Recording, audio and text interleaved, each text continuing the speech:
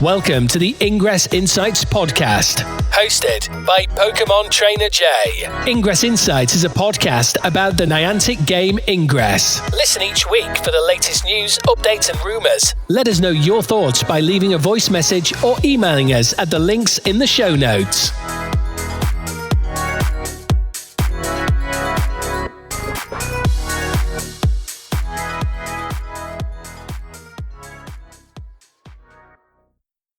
Additional intel available. Hello agents and welcome to a special episode of Ingress Insights. In this episode there will be an interview with Erin Fitzgerald, who played Carrie Campbell in the Ingress live events. If you're relatively new to Ingress, you may not know that at large events they used to have character actors come out and play the characters that we see in the game that you may have badges of. So Erin Fitzgerald played Carrie Campbell. She's played a ton of other roles that we also talk about. For some background for anyone that doesn't know Carrie Campbell, she's Dr. Carrie Campbell. She was an XM sensitive and a language expert, and she's been credited as the original pioneer of the Shaperglyph research, creating Shaperglyphs. She committed suicide during Operation Cassandra in order to stop the civilization's self-destruct glyph sequence. She has been played by other actors since, but Erin Fitzgerald played the original version of Carrie Campbell until her death. Until Carrie Campbell's death, not Erin's death. Erin is absolutely fine. So you'll hear shortly some background from Erin, what she's doing now, how you can find her, and what she's been involved in, and whether she's still involved in Ingress, and what she thinks of the whole thing at the moment. So I'm not going to delay any further. I'll just get into that and let you listen to the interview now. Hello agents and welcome to a special section of the Ingress Insights podcast. For this section we have an interview with one of the Ingress character actors, Erin Fitzgerald, who played Carrie Campbell. So Erin, if you want to introduce yourself. Hello everyone. Excited. I'm alive. Yes, we'll get into the storyline that happened to Carrie later on, if agents don't know that. And I know it was a little while back now, Erin, that you played Carrie. I just wondered how that came about and how it was working with Niantic. Well, like all my jobs, they come about through two different ways. Someone refers me to a casting director, whether it's my agent or whether it's somebody who's worked with me before, and I audition. And if I'm right for the part for them, then they book me. And so that's exactly what happened with Carrie. I believe the sound engineer was the one who referred me, Randy. So I think that's how I got the audition in this case. And so I remember the audition because there was so much copy they wanted us to record, which is unusual to record that amount of dialogue for an audition. But it was an in-person, so I met with I can't remember his name now, the guy who was writing it, producing it, kind of like he was a one-man show for the entire game. So he was in the room. May have been Brian or Andrew, maybe. If any of these things ring about. I don't remember at all. I'm not a clue. So sorry for my ADHD memory. But he was in the room, and so he could direct me in person, and they like back before the pandemic when we could do that. So that it was a really enjoyable process, and the dialogue fit. I felt very comfortable. I had a character prepared in my closet of thousands of characters that fit very well. So I used her, and she booked the job. That's good. Sounds like it was a good audition process. And then obviously you then later got a call and said, yes, you've now got this role, you're Carrie Campbell. Did they prepare you for what your character's storyline was going to be in the game? I don't remember. The things I do remember, so when you work as an actor behind the microphone, it's kind of like a crapshoot. Sometimes, if it's a video game, sometimes you get preparations, meaning like sometimes you get your script beforehand so you can go over your script, which is kind of getting a lot of information. But if you don't get the script of what the other characters are saying, you're limited in your information. So an actor behind the microphone depends 1,000% on the person directing, because for a video game, there's so much story and so many characters, and the only person that's holding all of that in their head is the person directing the actors. So I depend 1,000% on them. In this case, because the person writing the game was also directing the game, they had all the information in the world. So I'm sure I was told everything I could possibly need to know for this particular game, because that's an unusual thing, that the producer, writer, director is all the same person. So that's a very specific situation. So yeah, I'm sure I was informed a lot more than I am for other projects that I work on. Yeah. Sounds good. And did you play Ingress whilst you were being Carrie, or do you still play now or any of the other games that Niantic have? I remember playing the game to understand the mechanics of it and to understand where I fit in the story. I don't remember if I played it before I reported or after. I'm not sure. When I did the live in-person event, I had been playing the game. I didn't play it after that. I stopped playing it, but I do play Pokemon Go when I'm at airports and traveling, because I find it to be a really fun. I like that. And I also was like, oh, it's funny. It was built on Ingress. I was in Ingress. So I kind of like, oh, I know this. I know the mechanics of this. So I thought that was a cute, I'm definitely more of a cartoony person. So I enjoy. So yeah, I guess the answer to that is yes and yes.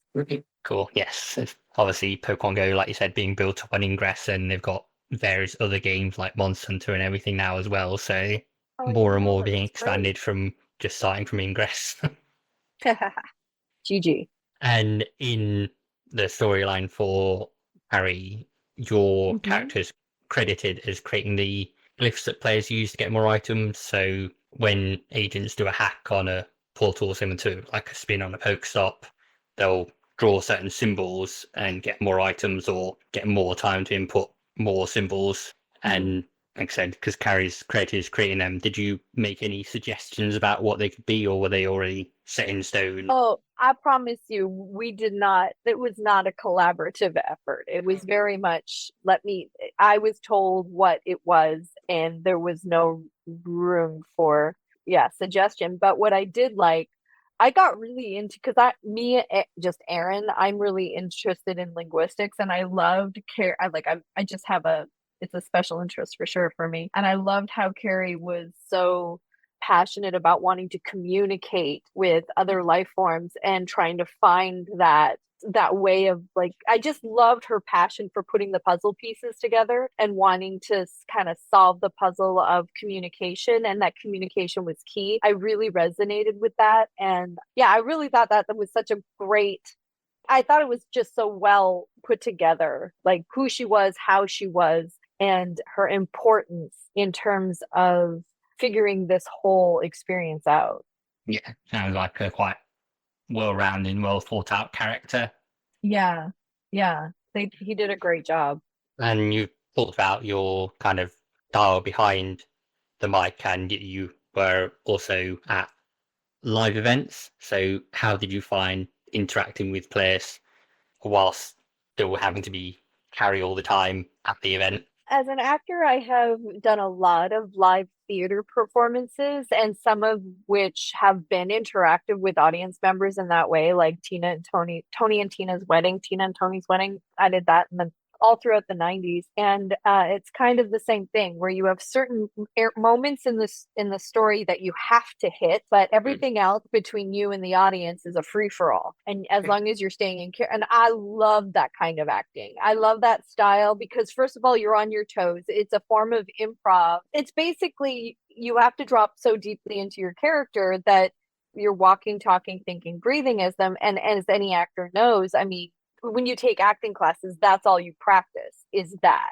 you practice being the character. So if you're kind of like deep into the study of the craft of acting, that's one of the highlights of a career, is getting to act in any kind of project where you get to live interact with your audience around you. So like people who work at, theme parks and they dress up as the characters and they're interacting with the live audience being the character. There is genuinely nothing more thrilling than that. It's really quite fun. And I remember the experience being really joyous and fun and amazing. And I loved how into the story and into the game everybody was. Like, it just, like, we all just chose to make believe together. So even the players were acting in their own way. And I remember really enjoying it. I thought that was so cool. That is very cool. And mentioned this at the start of it, but Carrie's storyline in Ingress ended, so she ended up committing suicide to stop the civilization's self-destruct sequence during Operation Cassandra, which was one of the big Ingress events. So a couple of questions related to that. Were you made aware that would be how things would end for Carrie? I didn't know about that until I arrived for the live event in Chicago. And then I was told there, and my heart broke. I was like, no, we're just getting started.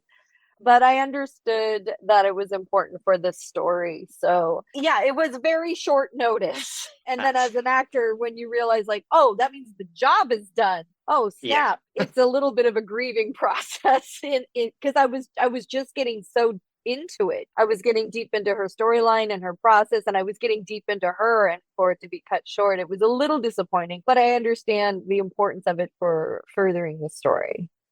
And do you think that will be the complete end of your version of Carrie, or do you think we could see you again in future if the call came in? I have absolutely no idea what their plans are. If I remember correctly, the job was non-union, and I'm a member of the union now, and we're on strike against any company that won't sign the interim agreement for AI protection. So unless they were willing to sign that union agreement with all of those protections, I won't be returning to any of my roles for any projects that doesn't sign that agreement. So yeah, I don't know I have no idea what the future landscape is for any of the video games that I'm in based on that new agreement. So I guess we'll just have to wait and see. But I feel like they killed me off. Like, I suppose anything's possible in sci-fi, but no, I haven't heard from anybody. I haven't talked to anybody. I don't know anything. Yeah, no, there's recent storylines where they're on about like erasing memories, erasing parts of universes. So, like you say, sci-fi, anything could happen. Yeah, exactly. And I'm a lot older now. I mean, that was a long time ago. I am like a decade and some older. I don't know if Carrie is, right? So, yeah, I don't know. Interesting to see what they do moving forward. Yeah.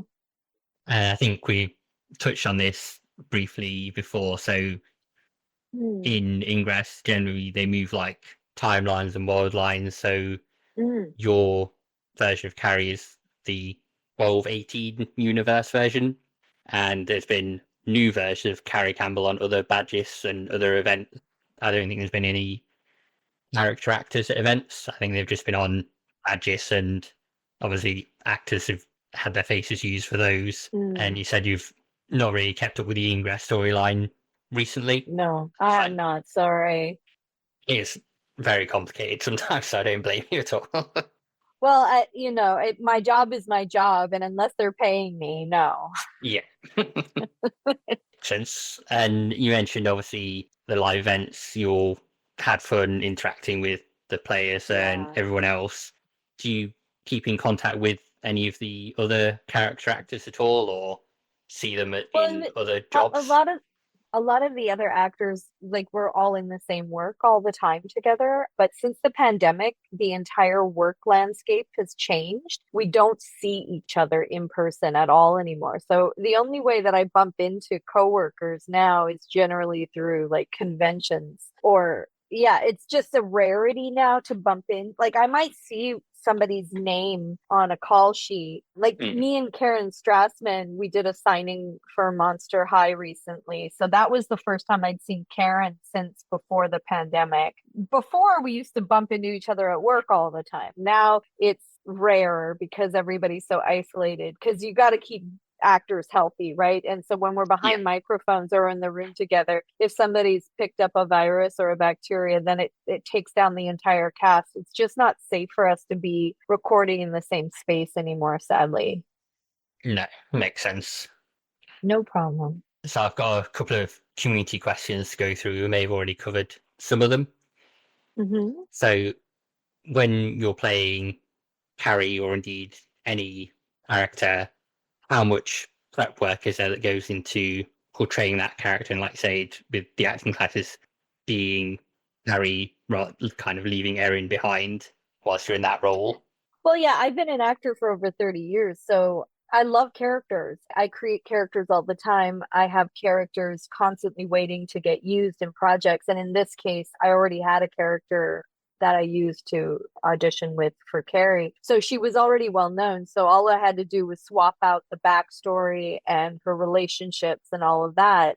So here's the thing, when you work on camera or on stage, like live theater, a lot of the time your character opportunities are limited based on your meat suit. So whatever your body looks like is genuinely how you get cast, because you need to physically look like the character they want you to portray for most of the time. Now, of course, there's CG and there's also, extensive makeup and stuff you can do in theater. But a lot of the time, particularly as a woman, because it is definitely a man's world, male actors get a lot more character opportunities than women do in terms of on-camera acting and live theater acting. But behind the mic, I have a lot more freedom to change. Because most of the characters I play aren't even human behind the mic. I played plates and forks and it could be anything, right? Cartoons are wackadoodle. So the joy of that is so freeing that I can just be whatever the character wants me to be. So a lot of my preparation is just me preparing characters. In terms of preparing for a particular job, it depends on the job and how much information they're willing to give me. And with video games, they don't like giving actors out information. They hold it close to their chest. You don't really get information until you show up on the job. So a lot of it is very last minute. So improvisation skills are really important as an actor. Preparing your character and knowing what they physically feel like, how they walk, how they would go through a grocery store, being your character is very helpful. But mostly how you feel as a character depends on how you feel about the person you're talking to. So what my emotional state is will depend on who I'm talking to, what I want from them, where we are, what our relationship is. That type of a thing dials in the emotional aspect of it. So I guess because I've gone through all the different styles of acting, my preparation changes depending on what I'm working on and how much information the project is willing to give me. Like for theater, I get to rehearse for, weeks and weeks, possibly even years, depending on the show. And so that gives me loads of, let's be real. I love process. If you love to act, you love the process of discovery and trying new things. But you don't usually get that when you're acting behind the mic. So you have to make these very strong decisions very quickly and dial things in immediately, which is its own kind of like test of your skills as an actor. Is like, okay, well, how quickly can I commit to this scene and who I'm talking to, and like the stakes are so high.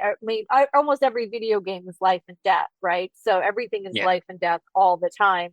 So it's always dialing into that. The more you do it, the better you get at it, type of a thing. Yeah, does that answer the question?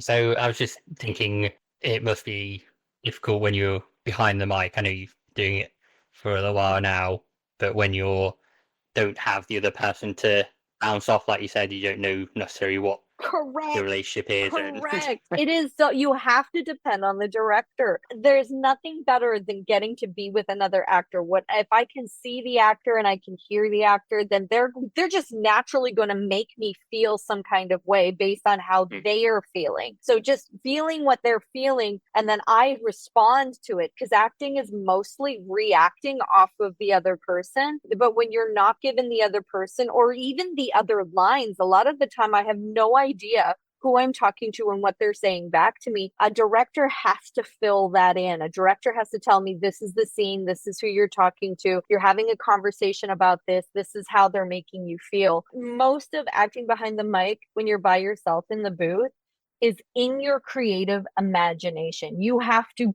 create an entire scene 360 in your imagination, because you could be, on a battlefield of orc and aliens, which is different than being in a basement locked away, which is different than being on a motorcycle jumping over cliffs, where you are matters as well. So you have to create these things in your imagination so you don't sound like you're in a little booth standing behind a microphone. You've got to create, if you don't see who you're talking to in your mind's eye, you're not going to really feel anything. You can fake sounding like it, but the audience can feel when you're feeling it. That's the art form, right? If a singer is really feeling what they're singing, it affects the person listening and they'll feel something. If an actor sounds like they're feeling something, you can tell as the audience member, because you're not feeling it. You just know, oh, that actor is upset, but you don't feel empathy for the character because the actor is not really diving in. So for actors, we're always trying to navigate that place of like, I just want to be in this moment as this character and really feel what they're feeling. And I can't necessarily recreate the exact same emotional placement twice. I can dance around it, but every time my character expresses something, it's going to be a little bit different. It's going to be a little bit of a shift because every moment something changes. It's interesting. Living art form.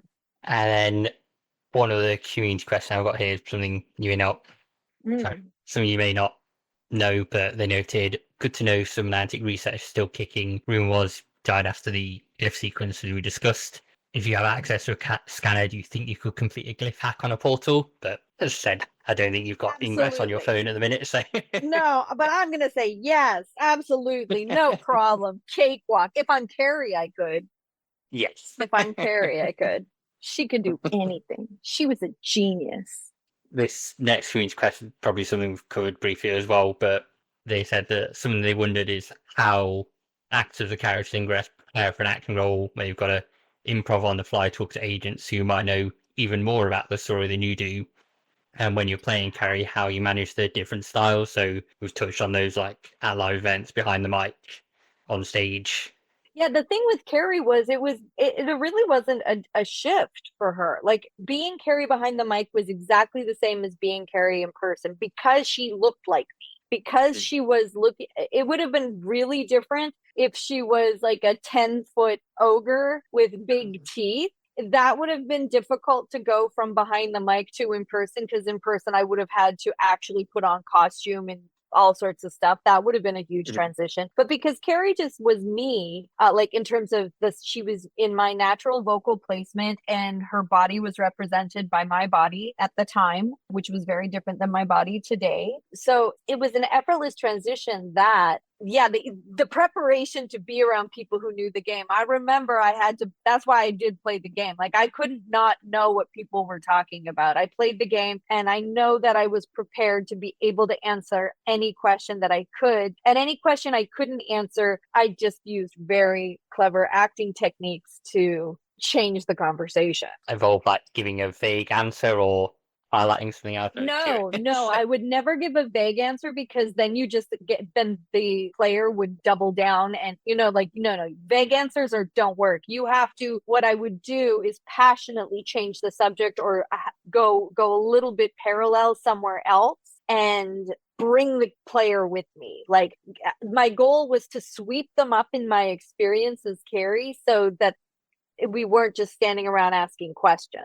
Right? Like I was in a life or death situation in Chicago, right? Like I was like, this is important. This is an emergency. We have things we need to do. It was very easy to redirect the player to their mission. No time for questions.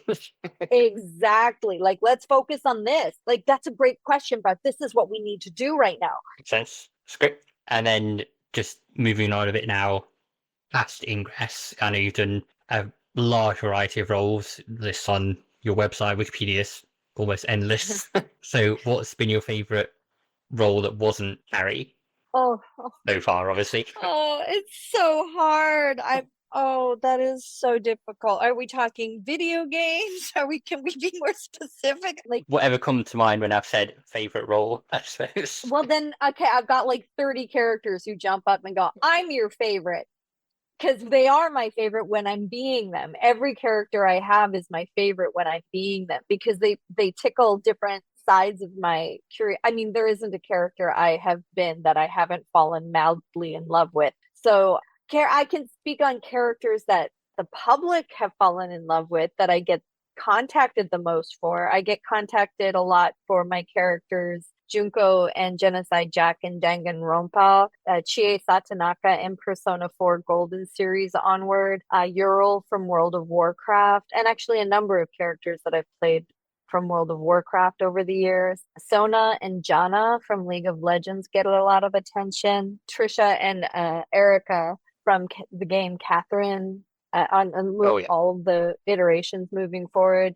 Oh, I did love playing the sorceress in Dragon's Crown, and nobody talks about that. And that is one of my favorites that nobody talks about. I really loved being Agnes Oblige in Bravely Default. That's one of my favorites that nobody talks about. And Parasol from Skullgirls. She's one of my favorite. And of course, like if you're talking cartoons, then Ed and Eddie, I was May, Kanker, and Naz, the two blonde girls in that show. And I got an Emmy nomination for my character Bo from the Storybot. So I feel like she just is by default has to be my all-time favorite character because she got me Emmy nomination and she's just a love ball. I absolutely adore her. I know I'm missing out like Monster High characters. It's hard. Like the more I'm just gonna go down my resume. That's terrible.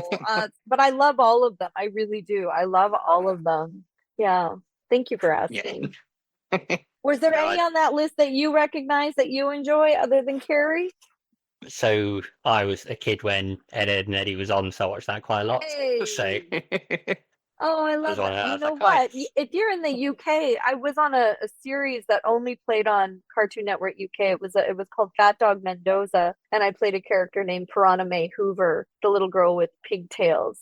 That was a lot of fun, but only Cartoon Network UK got that animation. Was that? I'm trying to think now. The weird thing with like, no, it's not that. I think it's something else. It was a little kid named Little Costume Buddy, and it was like a wackadoodle superhero cartoon, but like it was like superheroes gone wrong, like Onion Boy and Little Costume Buddy.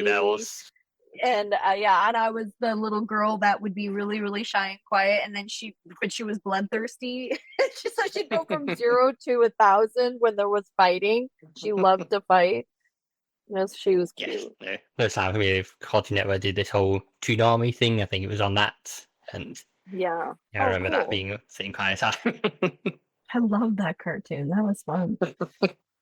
And spoken before, you do like tutoring for acting as well, and I've seen. I do. It's character. Yeah, I do focus on. I call it Erin Fitz coaching. It's basically acting technique based on the Alexander technique just to create characters. So I focus specifically on creating original characters. I challenge a lot of my clients to create characters that don't look anything like them. So what it does. The point of doing characters that look nothing like you is to open up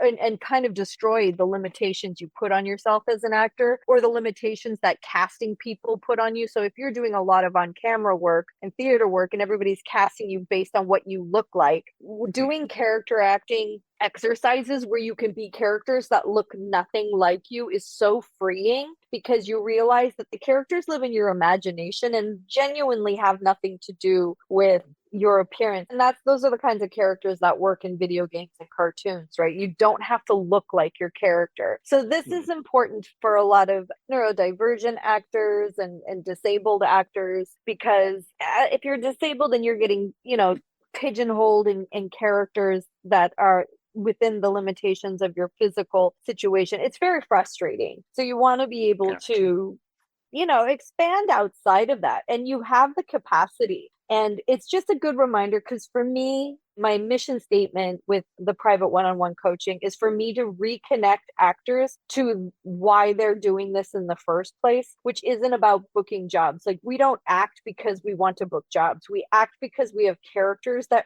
have to come out, that we have no choice. And if you're a character actor, you've already been torturing everyone you love with all of your characters because you can't help but be these characters around them. So that exploration and that passion of reminding yourself that you have the capacity not only just to create your own characters, but to create your own work is an important, empowering thing as an actor, so that you're not dependent on people outside of you for validation, approval, and permission to go to work. You can do it anytime you want.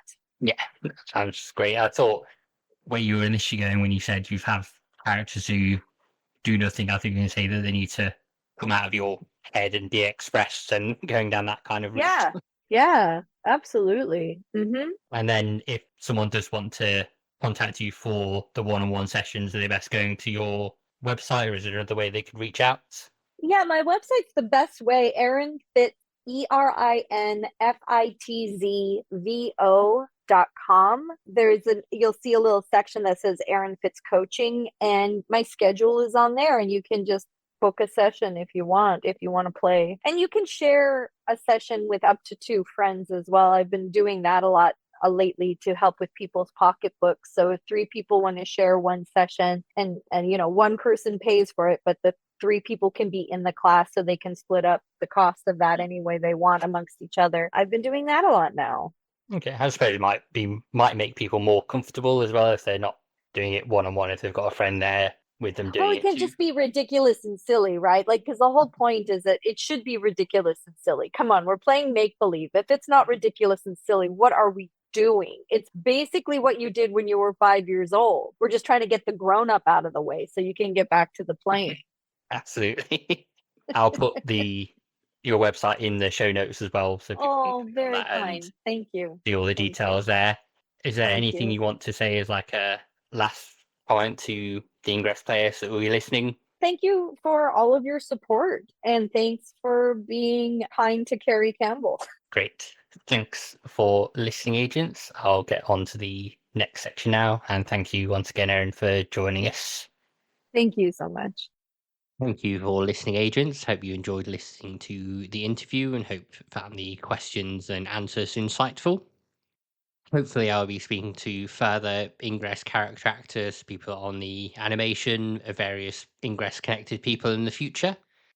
Sharing the episode does help with visibility on getting more listens, things like that, so I do have more of a chance of getting more Ingress people on. So if you do want to share the episode, that would be fantastic. That's all from me really for this special episode, so hopefully we'll have, another one in the future. There may be more about other games, like I've done Peridot and other things like that. But you'll get your regular Ingress episode on the Sunday as usual following this episode. So do listen in then. Hope you all have a great day. Happy hacking. Speak to you again soon. Thank you, agents, for listening to the latest episode of the Ingress Insights podcast. If you'd like to follow us on social media, you can do that on a few channels. So on Threads under the name ingress.insights, on Instagram under the name ingress.insights as well. Twitter/X, which posts episodes of the podcast, is under Ingress Insights, no dot in that one. And you can also watch these episodes on YouTube under Ingress Insights Podcast. You can send us a voice message by visiting the podcaster's Spotify page. And finally, you can buy Ingress Insights merch, such as mugs, pins, t-shirts, by going to freepublic.com/user/ingress-insights. And on there, you'll see all the designs that we've got listed at the moment. There are some new ones that will be coming up at some point soon. But you can buy your Ingress Insights mug, hats, t-shirts, tote bags, anything like that you want. Thank you again for listening. Hope you tune in next week.